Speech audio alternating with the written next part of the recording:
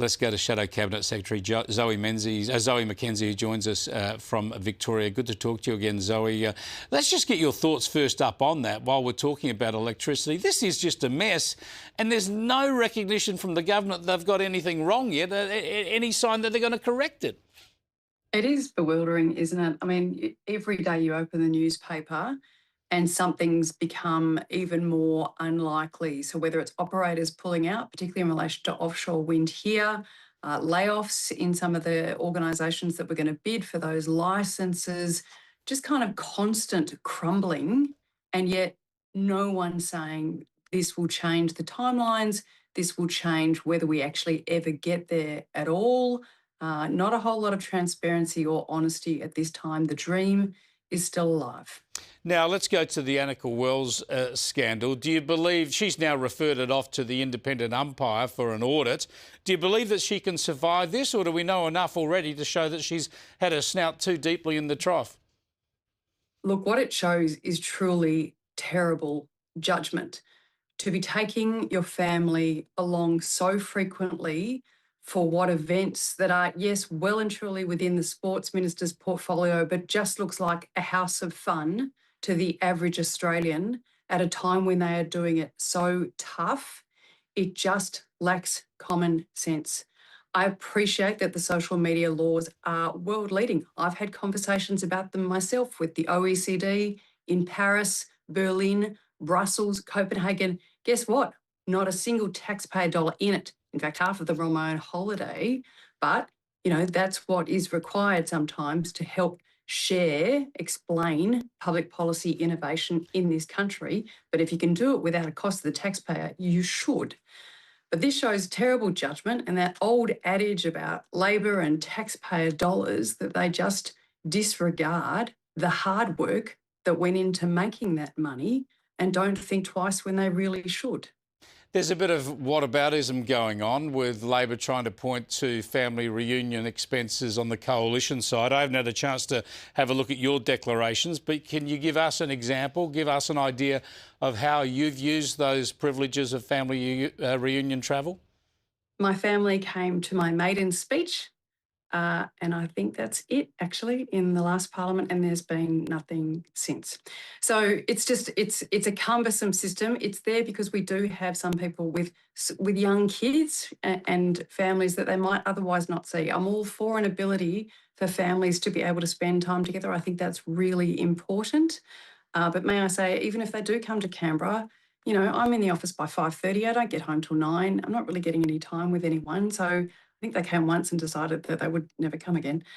So, you know, but for others, I know that, you know, having their family around is a really important sense of well-being and encouragement for what they do. So I'm not going to judge other people's reasons for wanting to be with their family, but I think you need to be really judicious about what people come with you for. And if it's big sporting events, Olympics, fun things, the punter's going to rightfully say, really? Really? You're doing this on my money? Yeah, I mean, take the tickets, right? Maybe take the tickets for the husband, but maybe the husband might, you know, be able to dip into his own pocket and pay his own airfares now and then. It seems extraordinary. Yeah, but even rock concerts, Chris, like what's that? I'm not even sure that rock concert's part of the ministerial duties. But anyway. Yeah, it is a weird one. That's why I don't think it passes muster. I don't think she can survive this. It's just too much. But we will see. I think this independent audit is just a time-buying exercise. I want to remember, the independent audit will only go to the IPA cost, so that's only the family cost. It won't go to any of the $2,000 dinners in Paris and $100,000 in flights to New York and all that kind of stuff, because they expect they're on the ministerial ledger. Oh, right. Well, they've got to check those. IPA family reunion ledger. Because I think some of those dinners look a little bit dodgy, to say the least. I've got to get your thoughts on the development on AUKUS. Surely this is a tick for the Albanese Labor government. We're all worried about the commitment of America to AUKUS under Donald Trump. When they're saying full steam ahead, and you've got Marco Rubio and Pete Hegseth saying so, that's a reassuring outcome? Absolutely it is. It's great to have certainty that AUKUS is full steam ahead. I think it was said 16 or 17 times today. So that is great news. And it's great news, particularly in my electorate. I have HMAS Cerberus here, which is the cradle of the Navy. So the young people going through service now actually will end up on our nuclear submarine fleet. They have their 100th birthday of recruitment this week. It's going to be an amazing event, but the energy and excitement just on that base, because we're going to have this new fleet, is palpable. And it's great to see higher numbers turning up wanting to be part of the ADF through the Navy, because AUKUS will secure this nation for the future. Yeah, spot on. We need more people. We need good people. So roll on up. Now let's get to the economy. Bad news from Michelle Bullock today. Here's some of what she had to say. We didn't consider the case for a rate cut at all. We didn't explicitly consider the case for a rate rise at this meeting, but we did consider and discuss quite a lot the circumstances and what might need to happen if we were to decide that interest rates had to rise again at some point next year.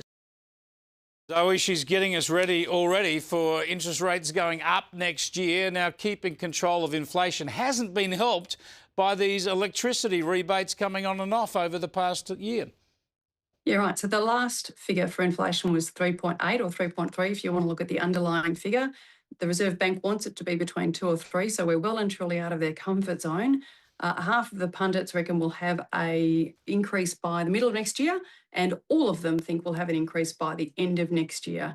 Now, if you're a mortgage holder, and I've got 20,000 people who are mortgage holders in my electorate, that is not good news at all. Everything's costing you more, and your mortgage is going to cost you more this time next year. And as we've just discovered today, your electricity bills are going to cost you more again, in part because the subsidy that the government's been pushing into it are coming off, and because their poor regulation of the energy market means prices are going to keep going up. Thanks for joining us, Zoe, and thanks for joining us so often throughout the year. Thanks, Chris. Zoe McKenzie there, the member for Flinders on the Mornington Peninsula in Victoria.